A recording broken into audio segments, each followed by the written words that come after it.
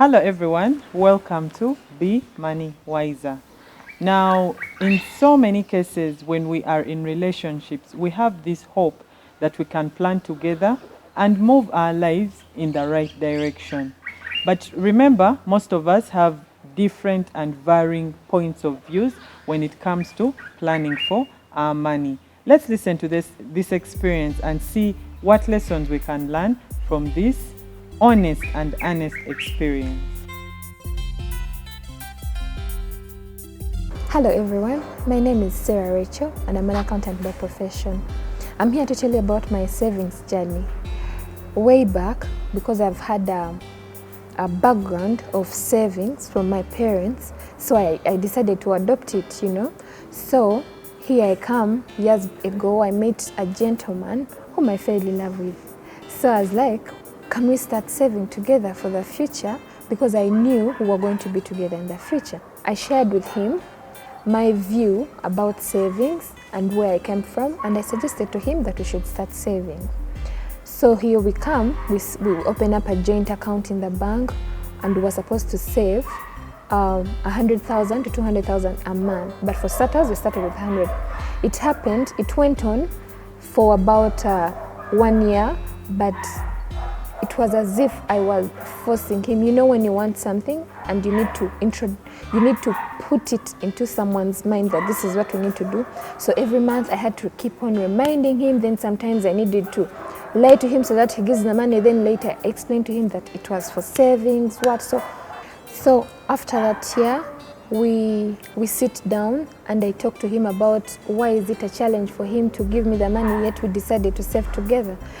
Long story cut short, months later we had disagreements on very many things and we decided to break up, so we had to dissolve the account. Because of the anger I had and because I had put in a lot of effort, even when we dissolved the account, I didn't see any value in the money. So what I did, I went, spent it on myself, bought clothes, bought nice things, so that it goes to a waste. But later on, of course, it hit me hard. Why didn't I invest the money or something? But yeah, I later on had to pick up myself down and then start to save alone because I needed not to depend on anyone to save. What I can say to people out there, dating, married, relating, anything, it could be sisters, it could be brothers, it could be friends. When you want to save together, you need to introduce or make someone known to understand why they need to save with you. You need to draw a plan. Why are you saving? Where do you want this to go? Yeah, and then make it known to them that they must do it from within them to start to save, other than pushing someone to save just because you have told them to save. That's my story. Listen to Oh that. yeah. The lovebirds and the challenges that come with all that. Yeah, you see, in most cases, when you really love this person and you are with this person, you think that everything else will automatically get aligned because, we are together, you see our future together. We see our future together and all that. But now, this gives us another reality. That much as I may wish a certain financial plan for my relationship, I need to sit down with the person that I'm with, be it your husband, be it your boyfriend, be it your whichever way you categorize your spouse. Sit down and understand where they are also coming from. So when it comes to issues like saving, you need to be on the same page, because we tell you, have a purpose, have a goal at the end of it all. So if you're saving together, do you have a common goal? If you're saving together, are you strategizing the same way? We tell you that save as soon as you earn. Is your partner ready to save as soon as they earn? So you need to match your strategies such that even as you move towards achieving your objective, you are in sync and you're not really in this dilemma that she was in of trying to always remember to remind the person, have you saved? It's like the Bagandas say, olinga siko mugua. It's like you're forcing someone to do a given thing yet it's supposed to benefit both of you. True, true, for sure. You see, like the topic says, it takes two to save.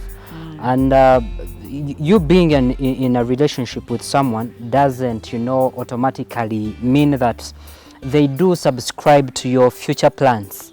Yeah, someone might be looking at you having a relationship, but probably they don't share your investment plans, your future financial plans, and that's why you find you have a wife, but the kind of investments they are doing are totally different from what you're doing. So if you're even just still in a relationship, it's a boyfriend-girlfriend thing. When it comes to money, really, you need to look at the two of you sharing the purpose for saving. Does the other person think what you want to save for benefit them? Because you might be looking at something to be so beneficial, but it doesn't really make sense to me. But because I want to please you as my girlfriend or the person that I'm relating with, I might just say yes.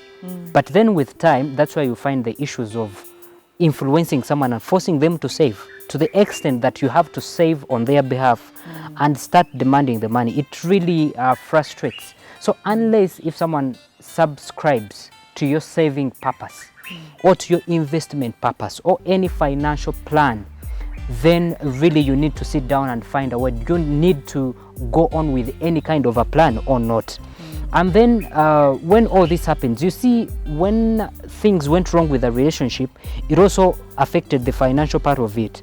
That because of the frustration, because of the anger that she had garnered, she couldn't hold it, but after dissolving the account, she had to spend the money anyhowly. You see, so it becomes to attaching the emotions that we have. True. For money issues, put away your emotions. Even when you're saving, because you might find that even her reason to save, or some people, their reasons to save with their partners, it's emotional. I just want to feel I'm saving with my partner. True. I'm having a joint account with my partner. It doesn't really work out like that. Put out emotions when it comes to money. It should be you sharing the purpose for which plans you're going to have to do with your money. And then you must learn, you recover, and then you re-strategize. After all that had happened, she had to wake up and say, okay, I know all this has happened, but I need to move forward. And that one, at least she did. She was able to come back and say, no, I need now to move my own journey. Wow. Yeah. The issue of emotional intelligence is very core, especially to people who are in love. People who are in love have seen a lot of things. Whether they're old or marriage and love, everyone is a learner. There's no one who has experience. Things affect of 70 years affect people who are in love for 10 years or 2 years or anything. But emotional intelligence is very much important to the extent that you do not really need to attach feelings to money. Money knows no love, money knows blood, no boundary. Money is money. The moment you attach feelings, you're losing it. Where they attached feelings, you've saved for maybe a certain duration, and you feel like because you've separated with your lover, you should waste all your energies and punish yourself or your lover, or you're showing them, but hey, let me even spend the way I want. So let's manage our emotions, whether in love, whether with money, whether at workplace. I've seen people, one quarrel, they just misagreement with their boss, they resign, they go, they're on streets, they have nowhere to go. So emotional intelligence is very much important. Yeah, to manage our emotions every time anything goes wrong. And it can happen, when the relationship is starting, you all have all these beautiful plans, these beautiful dreams, you've opened joint accounts and all that, but you do not know what the future holds. People grow apart, these things happen, people reach the extent of divorce. True. And what happens next? You find people making rash decisions. You just sell your property anyhow. You do this anyhow. No, relax, understand the situation, face the facts that we are going separate ways. But let us strategize to phase out our investments wiser. Now you find that at the end of it all, there is an aspect that stood out in this story. They had joint savings, meaning they had a joint savings account. Most couples out there, this is an option that we look out for. Let's open an account together. Let's save together. Let's do this together. But just a reminder for most of you out there, every time you open a joint account, ensure that it is joint signatories. You're both signing on that account. and at the end of it all, you both have the equal rights in accessing that account. And because there were situations you can look and the person has withdrawn all the savings and disappeared. So whatever happens, saving is like eating food. Whether you're angry, whether you're disappointed, whether you're happy, you still need to eat. And again, you still need to save. It doesn't matter. So whether you've been disappointed by someone, probably you had a joint account, you're saving as a group or as partners, it doesn't really matter. You have to stay saving. Banangi, tereka ko. Every money that you get, everything that you get, save some more. See you next time. Be money wiser.